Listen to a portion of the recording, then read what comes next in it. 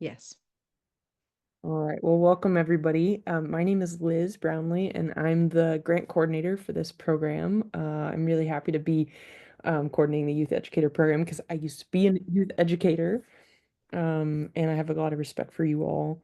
And before we really get going here, I think we should take some time to introduce ourselves. So I'm going to start with the SARE staff, and then we're going to have you all take a chance to introduce yourselves too. Jean, do you want to kick us off? Sure. My name is Jean Andreasen, and I am the contracts and grants person for SARE. I'm located in the St. Paul, Minnesota office. Awesome. How about you, Marie? Hi, everybody. I'm Marie Flanagan. I am the communications specialist for North Central Region SARE and live in the Twin Cities in Minnesota as well. Excellent. And because we actually have almost everybody on here today, why don't you just, if you're game, type into the chat. Um, we'll have time for breakout rooms later where you can actually talk to each other more. But I think we'd use up a quarter of our time if we had everybody go around right now. So just type in the chat maybe your name, where you're coming from, and what age group of youth you tend to work with.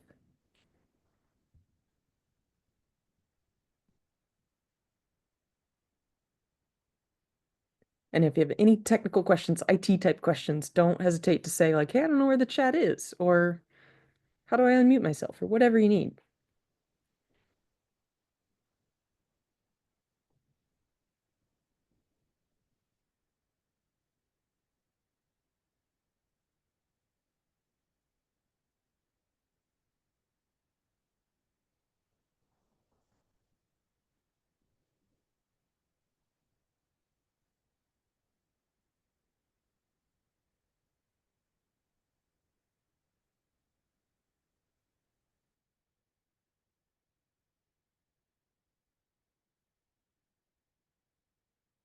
To Indiana in a row. That makes my heart happy. I'm in Indiana also.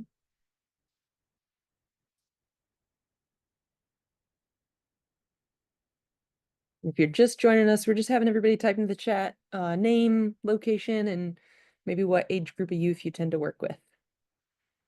It's neat to see the range of projects that are happening over the next 2 years. And this is hopefully just the first chance you have to see who else is in the room.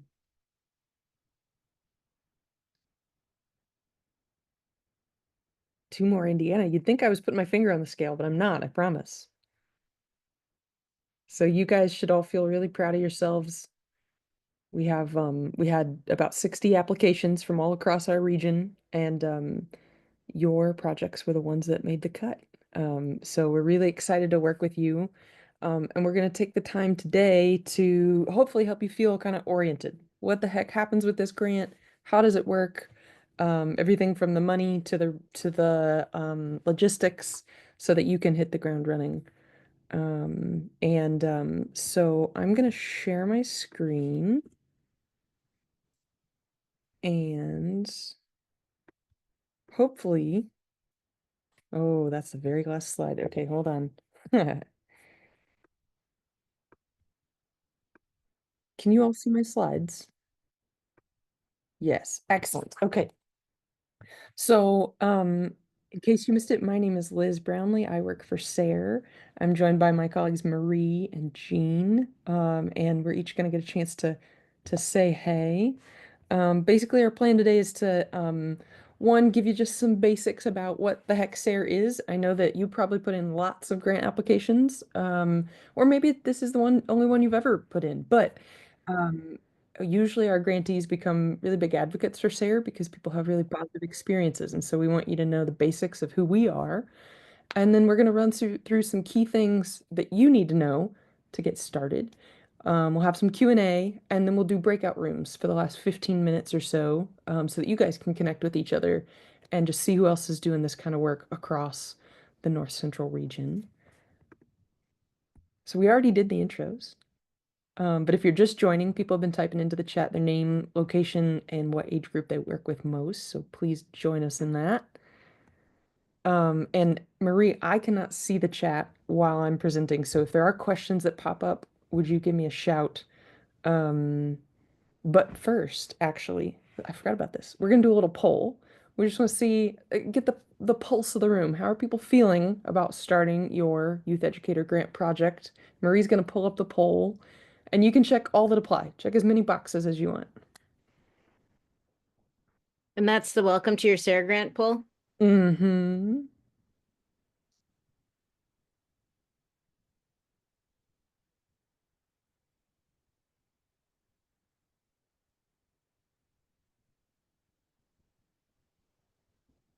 And Marie, remind me here, is it on your end where you'll press a button so everybody can see the results in a little bit? Yes. Nice.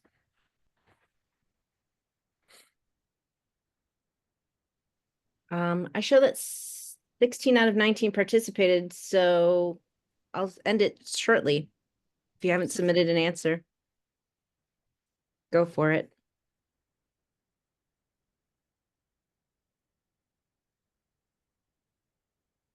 All right, here we go.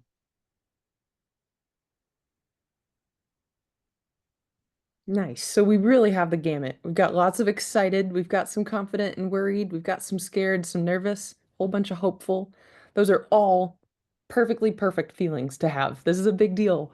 Um, and we're excited for you, and we're hoping to assuage some of those fears with the session today. And if we miss anything, if you want to talk one-on-one, that is what we are here for.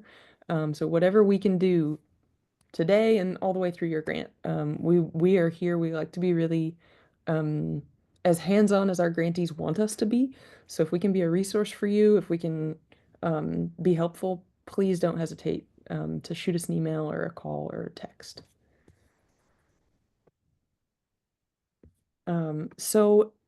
So let's give you the basics of SARE. That way, when people say, "What kind of grant did you get?"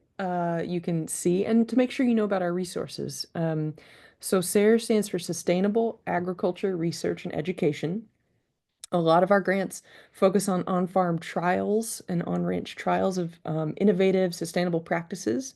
You can see there are 4 regions of SARE. We're the yellow, the North Central, and we're the only region with a Youth Educator grant. And that's because of the tireless work of Joan Benjamin and others on the staff. Joan was my predecessor and really felt strongly that you all needed the support to do this work. So big picture, though, what do we do? Our mission is to advance sustainable innovations to the whole of American agriculture. So that's everybody from urban and small-scale diversified ag to our larger commodity crop farmers to livestock, aquaponics. It's truly all the things at all the scales in communities of every shape and size. And we're really proud of that fact. We do 2 basic things. We have grants for people. That's where you guys come in right now, but we also have resources for people. So if you haven't seen this yet on our website, you can download for free PDFs of every book we've ever released. They're all very topical. There are also bulletins and fact sheets. And we want those resources getting out into the hands of folks. A lot of them are geared towards farmers, but especially if you're working with older kids, they might be a resource for you. Marie, is there anything else to say about some of those resources or what lives on the website for people to utilize? Yeah, there are everything in terms of print pieces that aren't books. So anything like a bulletin or a fact sheet that Sarah produces is available to you for free. You can order multiple copies on our website for use as in your classrooms or other workshops. And I can put a link in the chat for you to access that. Awesome. Thanks, Marie. And SARE was started in 1988 to be a pretty different kind of grant program. And I think it's the reason that our staff is drawn to this program and that hopefully all of you know about us is that we're decentralized and science-based, very grassroots and practical, focused on solving problems and being an inclusive grant maker. So we've got a strong tradition of that. And the model we focus on is that overlap of agriculture principles that are ecologically sound, economically viable, and socially responsible. And all of our work is really farmer and rancher driven. So in case you're thinking like, oh gosh, what other grants does SARE have? We do have other grants for maybe the different hats that you wear, some specifically for farmers and ranchers, some that are more for university researchers working with lots of farmers and ranchers as maybe trial sites or on larger education projects, as well as things for extension or other ag professionals. And like I said, the types of farms we work with are diverse, so are the topics. People have SARE grants about so many more things than we could list on one slide. I'm gonna skip this one because, well, no, let's try it. Let's try it. I'm curious to see if it'll work. Can you summarize the focus of your project in one word and put it in the chat? Or maybe like up to 5 words, but not a book. I'm curious to see, and maybe you are too.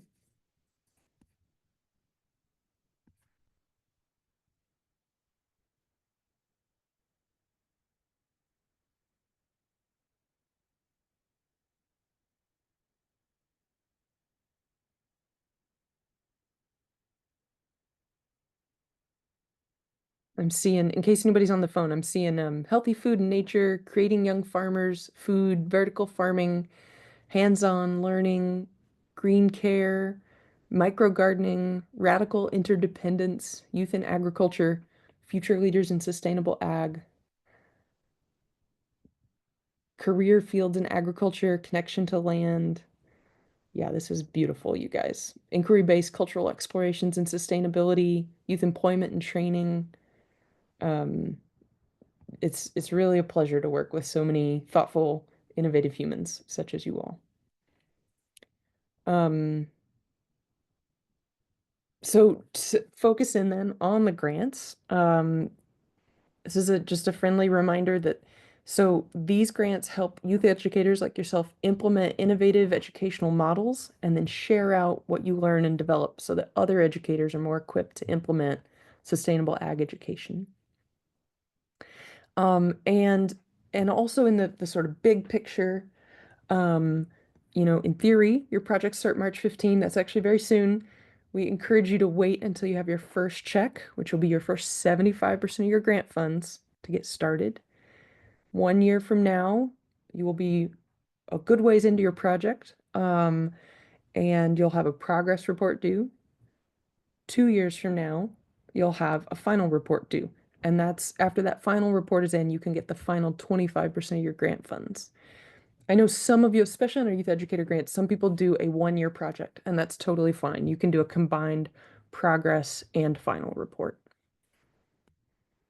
And then the other big question that might be on your mind is how does the federal funding freeze impact this grant? So we just wanted to go ahead and address that elephant in the room. And I've got a bunch of text on here because this is the official word from SARE. This is pretty much all we know. We have been told to continue to operate our awards normally until we hear differently from our funder. That's NIFA, which is a part of the USDA. That means that those who have active NCR-SARE, meaning North Central Region SARE grants, can continue to do the work and get paid. All of our Youth Educator grants, meaning you guys, count as active NCR-SARE grants. So that is good. And just a friendly reminder that we say in your congrats email and letter, in a normal year, we'd say go ahead and get started as soon as you've kind of heard from us. And the contract is underway, even though you don't have your money in hand yet. Although we are currently being told by the University of Minnesota to continue issuing funds as we normally would, given some of the uncertainty, we'd advise you not to expend funds until you receive your first check. Okay, you ready to zoom in even more? I'm gonna take that as a yes. So some key things to know about managing your grant. And we are going to start with the paperwork, which is like the least exciting part, perhaps, but the most critical part for you to get going on the work. You're going to get 75% of the funds up front, but only after the contract is ready to go. So some tips on how to get your money ASAP. One, respond to any emails from Jean Andreasen, who's on the call with us today, promptly. Jean is great. You're going to enjoy getting to interact with her. But she has a very big task, which is to help ensure that your budgets pass muster for the University of Minnesota and the USDA. So when you're working with her, your budget may be perfect as is. She's reviewing all of those from your proposals, and if she sees anything that wouldn't pass their muster, she's going to work with you to figure that out um, and get it in ship shape order so that it um, can get the approval of the accounting people, basically. So just keep in mind that's her goal. She's trying to help you out. She's not trying to question your project or anything like that.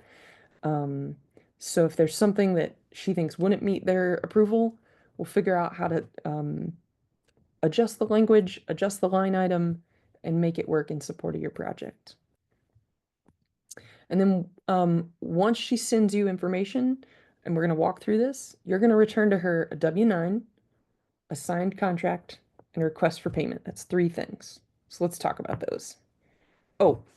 And they must all be wet signatures.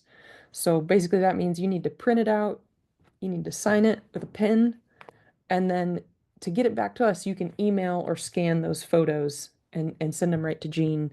And that's good enough. We don't need you to mail them in anymore. So let's see what this will look like. You're going to get email from Jean, or maybe 2.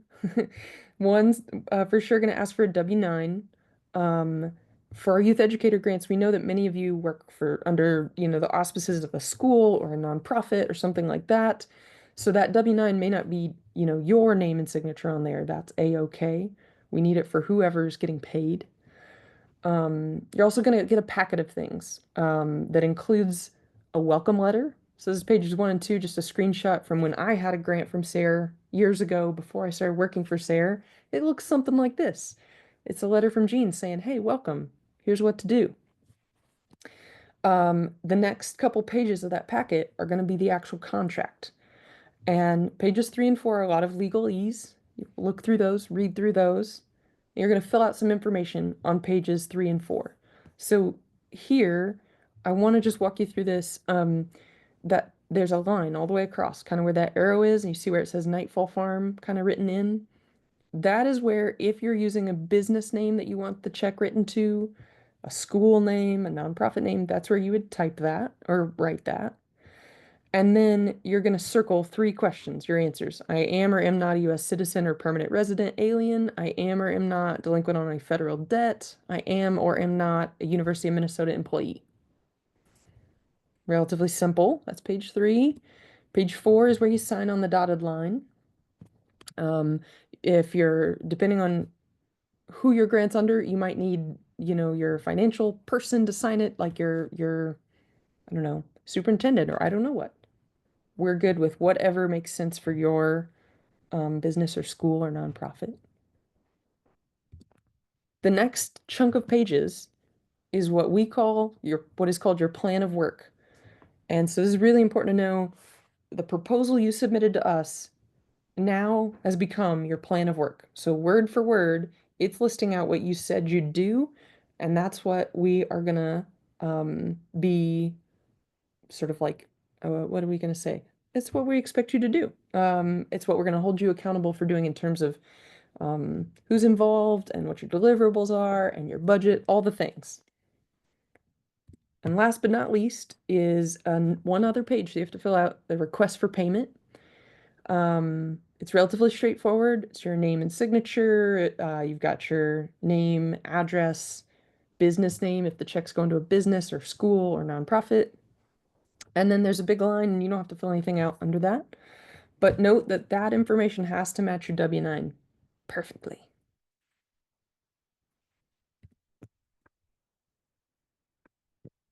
Let's pause for questions. Does anybody have questions about how that paperwork works?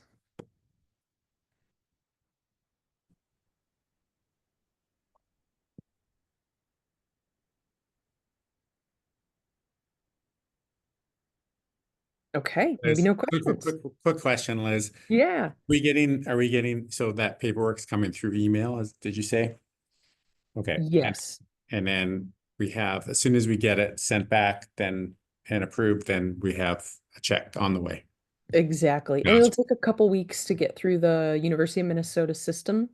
And I'm glad I stumbled onto saying that out loud, because note that that check is going to come from the University of Minnesota. The envelope won't say SARE or USDA. It's because our contracts are all through University of Minnesota. That's who our host site is. So you'll be on the lookout for that. Jean, anything I missed or that you want to clarify? I would just add that if you would prefer to get a hard copy, you just need to let me know. So it used to be that everything was done hard copy, no exceptions. And with the pandemic, we went electronic and it's worked really well. So that's what we've been doing, even though the letter may seem to indicate otherwise. But if you would like a hard copy, let me know, and I'd be happy to send you one. Super. Okay. One piece of feedback that we've received over the years is that just because you receive a grant doesn't mean you know how to manage a grant. That those are separate skill sets.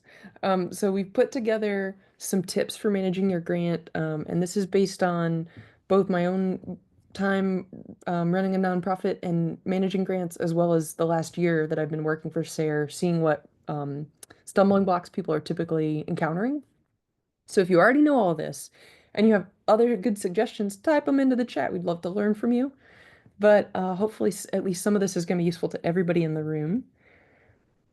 So let's start with some general tips as you think about getting started here. One, this is kind of unique to SARE grants, is that there's a public-facing website, part of the website on projects.sare.org, where every grant that's given has basically a page, including yours now. And so when you go to projects.sare.org, you can log in and see the back end, but anybody can go to projects.sare.org and enter your grant number, which we'll cover in just a second, and see a little bit about your project. Not everything from your proposal is public facing. So for instance, your budget is not visible and the full proposal is not, but things like your basic summary, your objectives, and then some of the reporting that you'll do in a year and in 2 years will be public facing, because we want these projects to really be a resource for other people who are thinking about doing similar things. So projects.sare.org is pretty neat.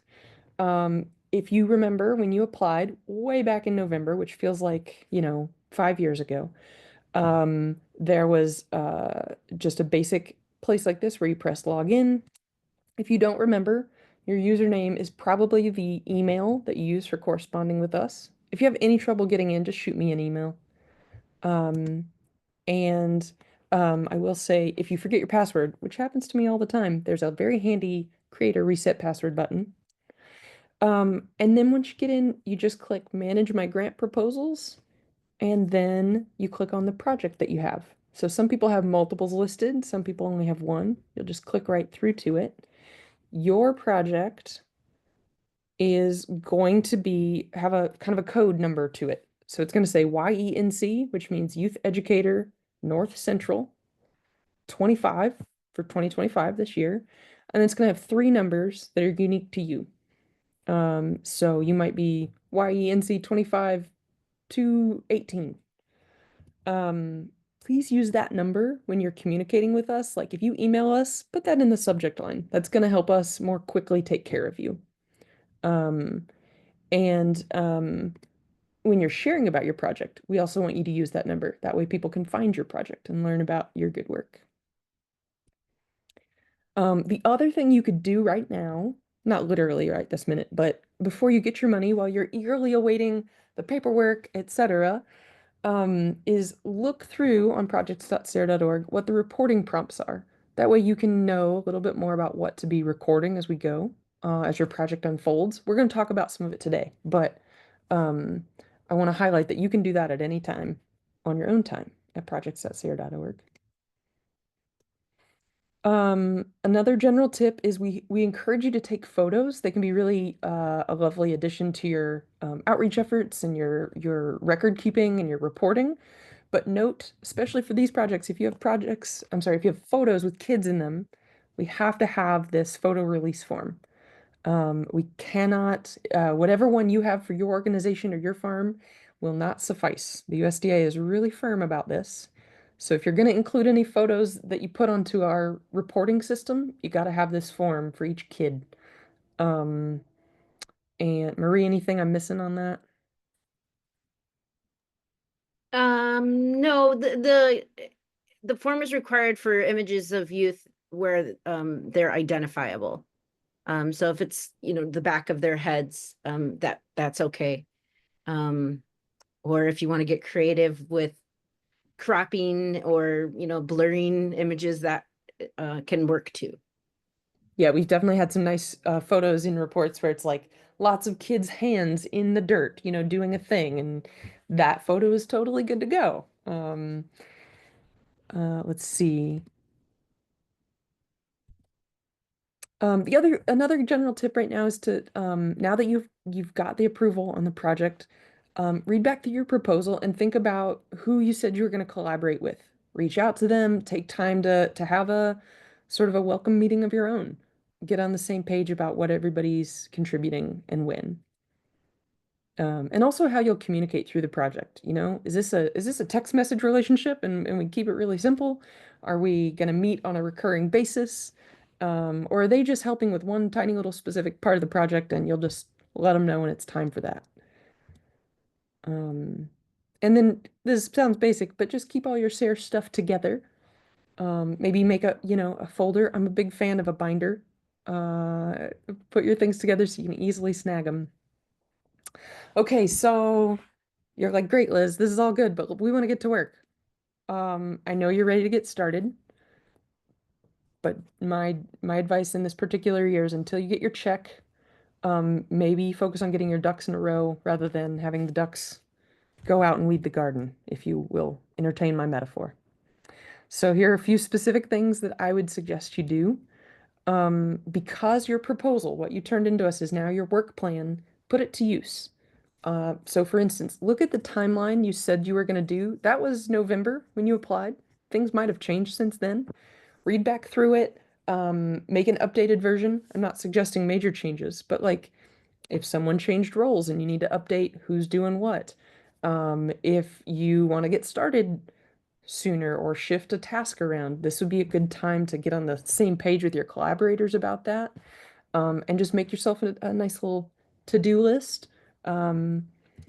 Another pro tip here would be, you know, because we're putting an emphasis now on youth educator programs, not just be about funding, they're not just about funding good work, they're also about you sharing out with your peers, your other educators, um, taking time and like giving yourself a way to record either lessons learned or observations, and also the curriculum and resources you develop, so that when you're in the middle of the project, it's easier to do. Um, Finding some sort of a structure for that, I think, is worth thinking through. We don't care how that looks. We just need you to do it. And to that end, start thinking about your outreach to other educators now. So these were some of the options that we suggested during the application process. We want you to do whatever you think is most effective, the way you want to learn or the way educators in your community like to learn. We don't care how you do it. We're just excited for you to do it. But thinking about it now can help you ID like, oh, what photos do I want to make sure I capture? Or what resources do I need to have in one place, etc. Last couple things here. Put the budget in a format where you can take notes as you go. So I want to show you what it's going to look like on projects.sare.org because you might just want to print that out. You could also make a digital spreadsheet or buy a simple ledger or something to keep track of all the money. But this is what it looks like on the website. So it pulls straight from your proposal. And it tells you the amount. It's not there yet, but it will be soon, I think. Is that true, Jean? It's not there yet. The proposed budget is there. The approved budget is not. Okay, great. So once your contract's in, there will be an approved budget that you can look at. And at the end of year one, next winter, you're going to go in and type in a number for food, refreshments, and outreach and field day expenses, if this was yours. This is just an example, of course. But you're going to type in a number. Maybe that number is 1,000. You spend all the dollars. Maybe that number is 500 because you've got another big set of events to go. Same for each and every line. And then it's going to automatically tell you what your remaining balance is. This is the thing people stumble over the most. They want to tell us all about their project, but they didn't keep track of the receipts, or the money went in, it sort of got lost, which event got charged to what thing. Try to keep track of this as you go to make it a little easier on yourself come reporting time. Speaking of reporting, so in the fall, we'll do another webinar just like this, where we invite you to come and we talk through the reporting in some more detail. That will go into great detail, actually. Right now, I just want to tell you some big picture stuff. In general, the progress report and the final report, they're just going to ask you like, what happened? What'd you do? Did you make progress on your objectives? How much of the money did you spend? What have you learned? Who participated? And how did you share what you learned? Those are the basic questions. That's the big picture. In order to be able to really answer those, I would encourage you to keep track of the following. There's a specific question about, for the folks who participated, give us the numbers. How many were farmers and ranchers? It's fine if the number is 0. Depending on the project, it might be 0. How many were youth? How many were parents? Again, might be 0, might be lots. Other educators or other adult participants. So that's kind of a unique one that you wouldn't think to write down unless you knew. And there's a section on project outcomes. So we want to know the number of grants that built on this project, number of new working collaborations, and the number of educators who learned about SARE and sustainable ag resources. It's possible that a year from now, the numbers will all be 0 because you'll still be in process on your project. But you'll need to answer this with your final report at the very least. Oh, and increased organizational support to explore and teach sustainable ag. We find that a lot of youth educator programs lead to that, but it may not. Last thing to be Liz? recording. Yeah. There's a question in the chat about the last slide. Oh, hit me. Can people count as both a parent and an educator? Ah, great question. I think yes.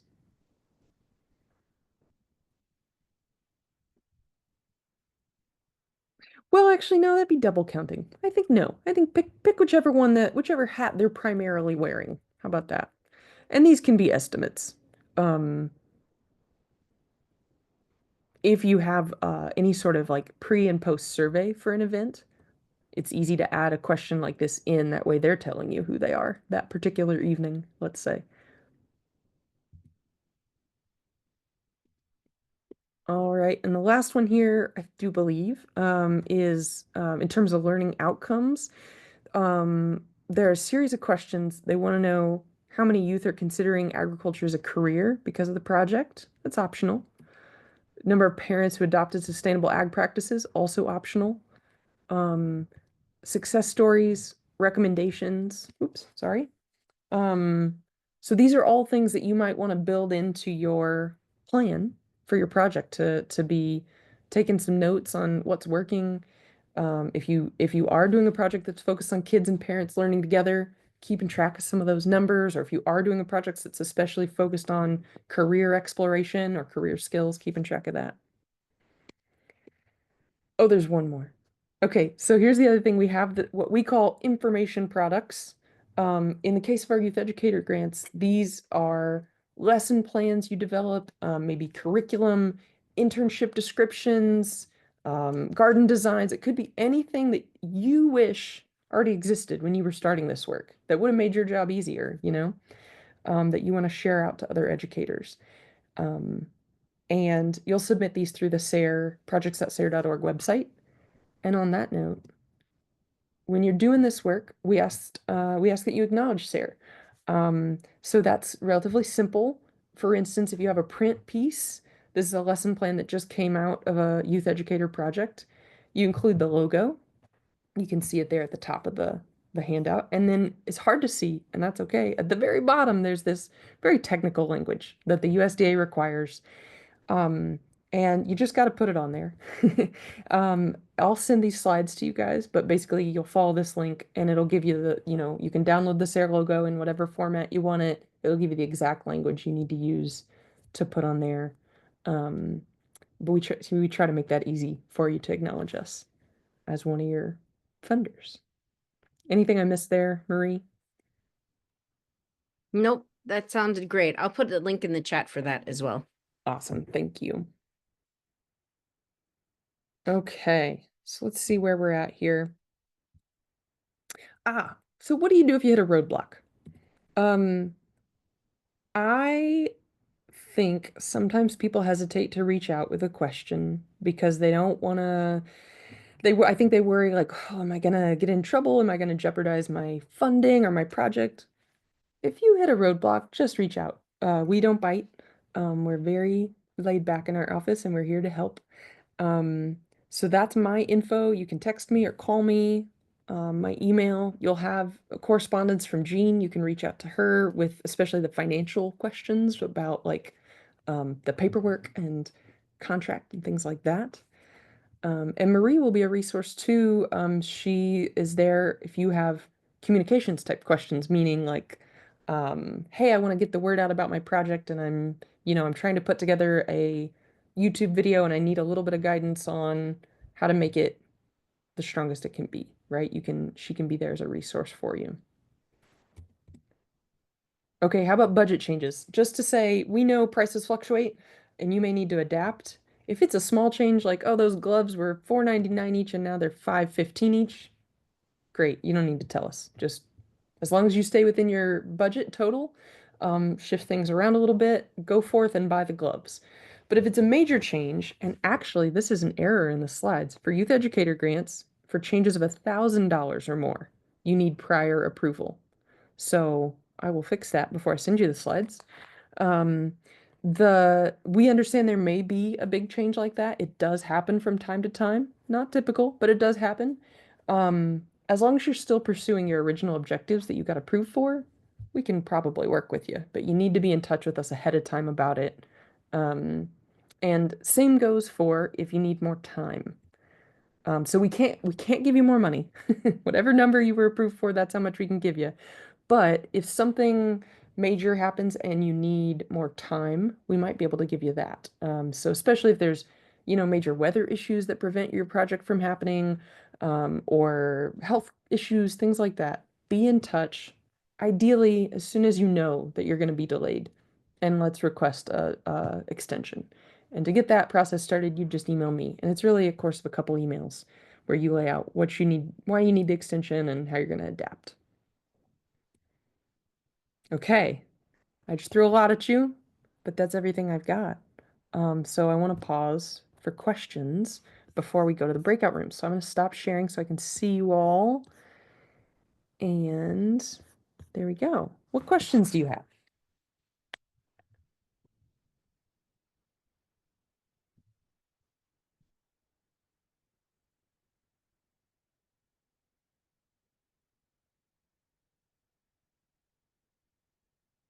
Here's one in the chat. Should we address review comments in the grant letter if they needed clarification?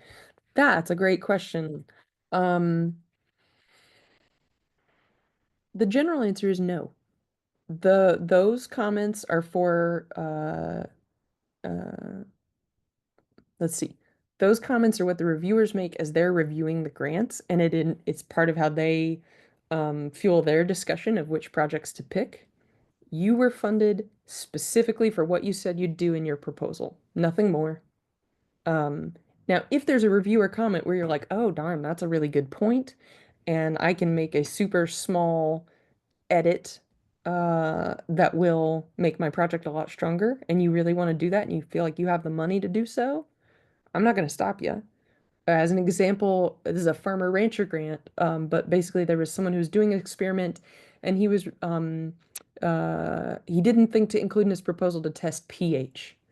And the reviewers said, boy, it would be really important in this case to record pH. And he said, gosh, that's a good point. And pH strips are really kind of cheap. I could build that into my project for like 20 bucks.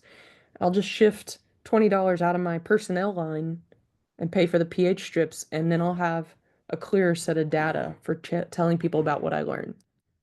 Great.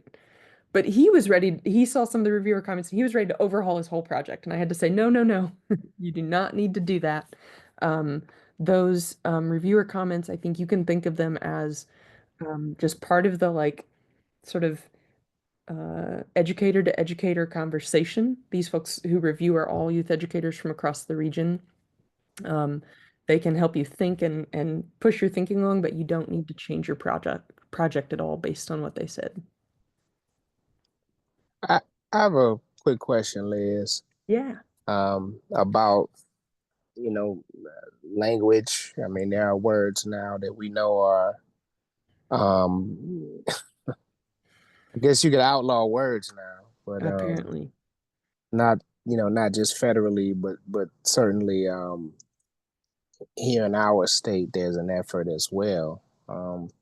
So words like, as far as I know, like women, black, uh, sustainable.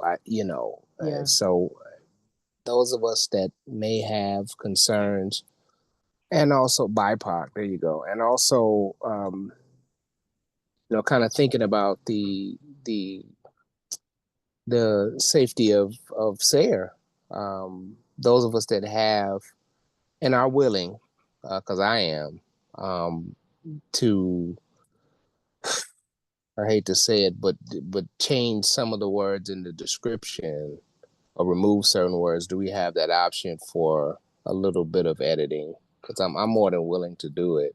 Oh, that's a great question. I'm thinking both logistically and bigger picture. One, thanks for thinking that way. Thanks for wanting to protect SARE. We're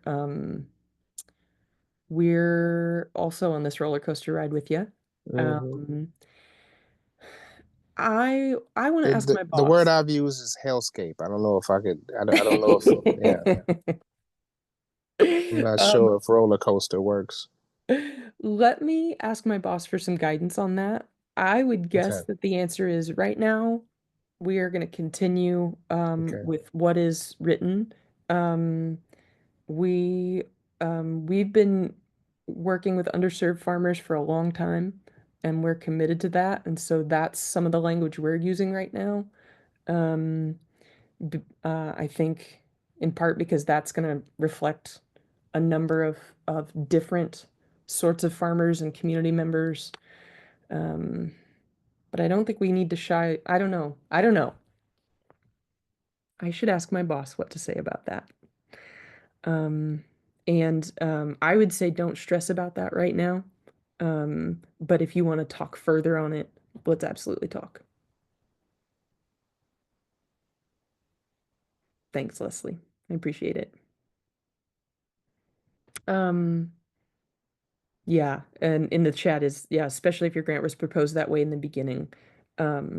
Right now, we're being told to proceed as normal with existing grants. And even though y'all's are brand new, they are on the 2024 funding, so they count as existing grants. And so we're going to proceed as normal. And I think that includes all the things. That includes money, that includes timelines, that includes words. But we will let you know if we need to have a conversation.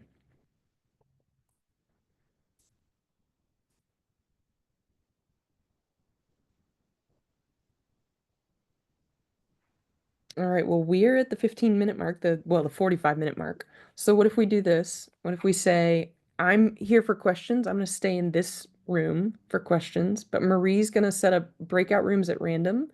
And if you want to choose to go into those breakout rooms, basically my thought was just for you guys to have some informal time together, maybe say who you are and where you're coming from and what you're most excited about with your project. And I suspect conversation will flourish from there.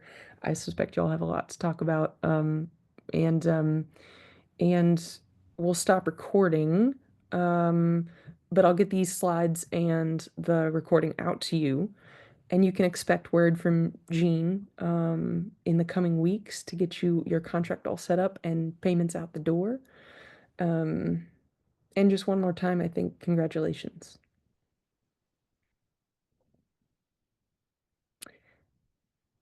Awesome. There's a question in the chat. Is there any way to know who everyone is after this meeting?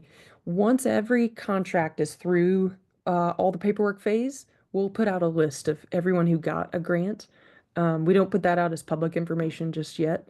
So even to you guys, I think we're not supposed to until it's all final and said and done. So that'll be later this spring, and you'll have a chance to connect that way. All right, Marie, let's stop recording for now. Thank you.